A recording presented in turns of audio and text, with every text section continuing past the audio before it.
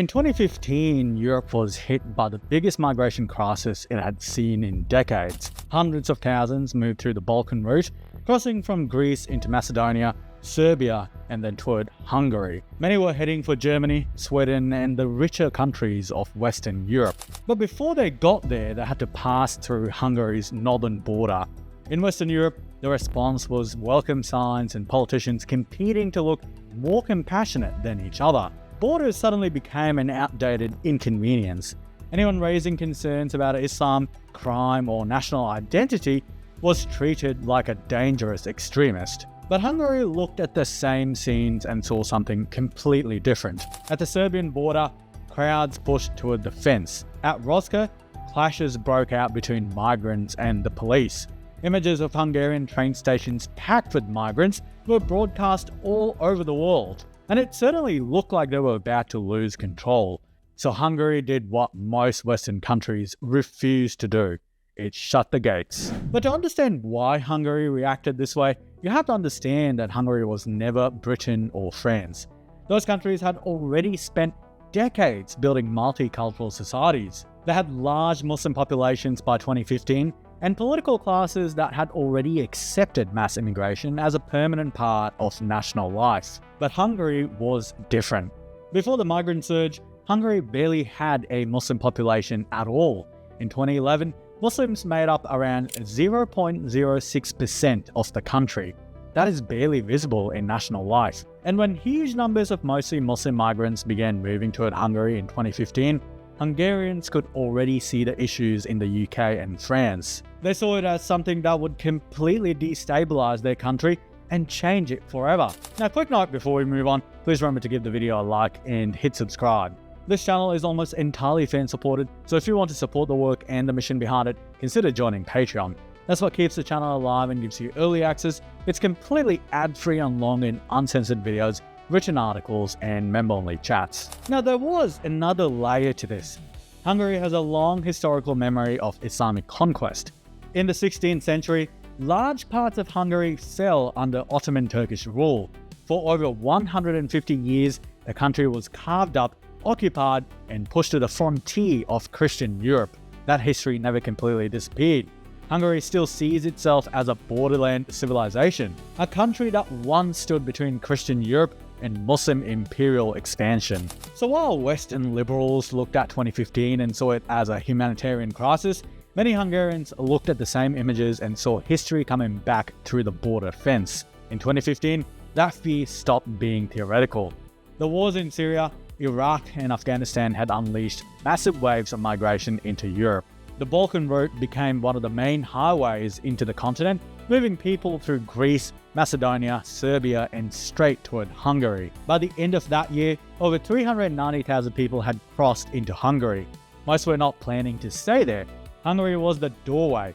Germany and Scandinavia were the prize. But that did not make the crisis any less real for Hungary. At Budapest Keleti station, migrants camped inside and outside the building, waiting for trains deeper into Europe. Along the Serbian border, people crossed through open farmland. Makeshift camps appeared, and police were overwhelmed. The state was being tested in front of the entire world. Then came Roscoe. At this border crossing, the situation turned into a confrontation. Migrants clashed with Hungarian police, and the images spread across Europe. To Western journalists, this was proof of Hungary's cruelty. However, to many Hungarians, it was proof that the border had to be defended. So Orbán acted. De itt van előttünk a kérdés, mi az emberségesebb? Lezárni a határokat az illegális határsértők előtt, vagy ártatlan európai polgárok életét kockára tenni? Az élethez való jog minden más jogot megelőz. Mint ahogy az önvédelem joga is erősebb minden másnál. Semmiféle ideológia vagy gazdasági érdek miatt nem tehetjük ki életveszélynek az európai polgárokat. In June 2015, Hungary ordered the construction of a 175-kilometer razor wire fence along the Serbian border. By September, it was finished. Illegal crossings were made punishable by prison. A state of migration emergency gave police and the military wider powers. Transit zones were set up at the border where asylum claims could be processed under tight control. When the flow of migrants shifted through Croatia, Hungary built another fence there too. that was the difference. To put it plainly, the West gave speeches about compassion and allowed their countries to be changed forever. Hungary simply enforced its border and sovereignty. But of course, you can't just enforce your borders today, can you? The fight moved from the border to Brussels. The EU did not like what Hungary had done. It wanted member states to share the burden by redistributing asylum seekers across the continent. Hungary was assigned 1,294 people. Orbán refused. To Brussels, this was a technical policy question. To Hungary, it was a sovereignty question. If the EU could decide who entered Hungary, settled in Hungary, and changed Hungary, then Hungary was no longer fully in control of its own country. So in 2016, Orbán took the question directly to the public. The government asked Hungarians whether the EU should be able to mandate the resettlement of non-Hungarian citizens into Hungary without Parliament's consent. The result was overwhelming. Around 98% of voters rejected EU-mandated resettlement. Turnout was too low for the referendum to be legally valid, but politically, the message was obvious. Hungary did not want this, but Brussels kept pushing. Hungary responded with the Stop Soros package, targeting NGOs and lawyers helping migrants enter or remain in the country. It added constitutional language rejecting the settlement of foreign populations. EU courts challenged Hungary's asylum system. The European Parliament moved against Hungary through Article 7. Suddenly, this legal war became part of the political war. And it's not only the EU that's waging legal wars like this. Across the Western world, governments are also now moving to pass laws to restrict your speech online. That's exactly why I use Proton VPN and why I think you should too. They're based in Switzerland, outside the reach of US, EU, UK, and Australian law. They don't keep logs and are built by the same team behind Proton Mail. When the UK passed its surveillance laws, Proton VPN became the #1 app on the App Store. Their stealth protocol beats censorship firewalls. Secure Core routes your traffic through privacy-first countries, and NetShield blocks trackers before they ever reach you. I've used Proton Mail since Australia announced sweeping surveillance laws last year, and I'm not exaggerating when I say it's now essential. If you want to protect your privacy and support this channel, hit the link below to get up to 60% off Proton VPN. Now, despite the efforts by the EU, Hungary's answer stayed the same. A resounding no. So did it work? Well, by 2019, the results were obvious. Hungary's policy did exactly what it was designed to do. In 2015, nearly 177,000 people applied for asylum in Hungary. By 2019, that number had collapsed to around 500, with only a tiny number approved. Hungary had not become Sweden.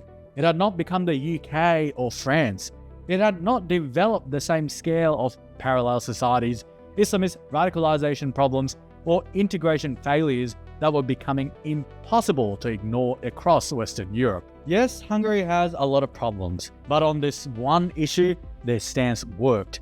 Their government wanted to stop Hungary from being transformed by mass migration from the Islamic world, and that transformation did not happen. The Muslim population remained tiny compared with Western Europe. Hungarian cities did not become testing grounds for the same failed integration experiments. The country avoided the specific demographic and cultural shock that leaders in Germany, Sweden, Britain, France, and Belgium are now trying to explain away. But then there was a twist.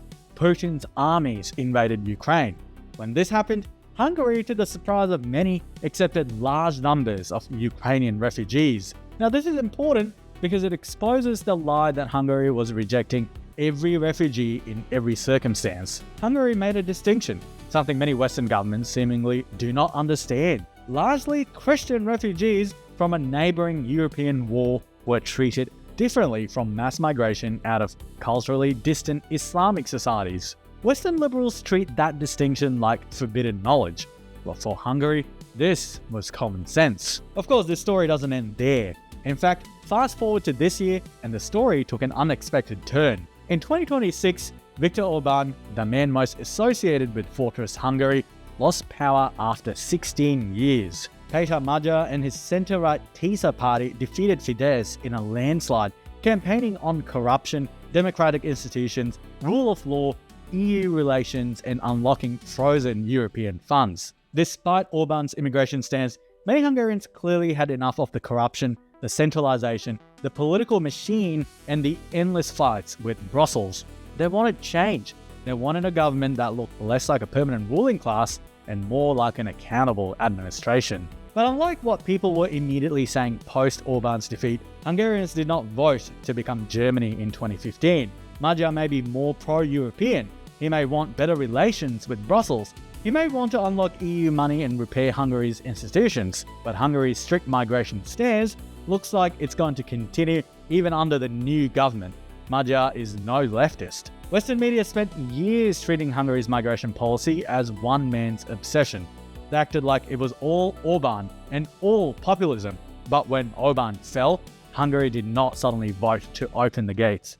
Because by then, the migration stance had become bigger than one politician. It had become a national consensus. Look, in my opinion, Hungary's real crime was proving that the supposedly impossible was possible. For years, Western leaders acted as if mass migration was a force of nature. They pretended like you could not stop it, and any country that said no to large-scale Islamic immigration was treated like it had violated some sacred rule of modern politics. Hungary broke that spell. It showed that a country can, in fact, enforce its own borders if it actually wants to. It showed that sovereignty still means something when a government is willing to defend it. Hungary did not bend itself around the demands of Muslims, and it certainly did not surrender its borders to Brussels, NGOs, or moral blackmail. That is why Hungary responded so differently to the West. It believed a country still had the right to say no. In the neon haze of a broken dawn, steel towers hum, but the wild runs on.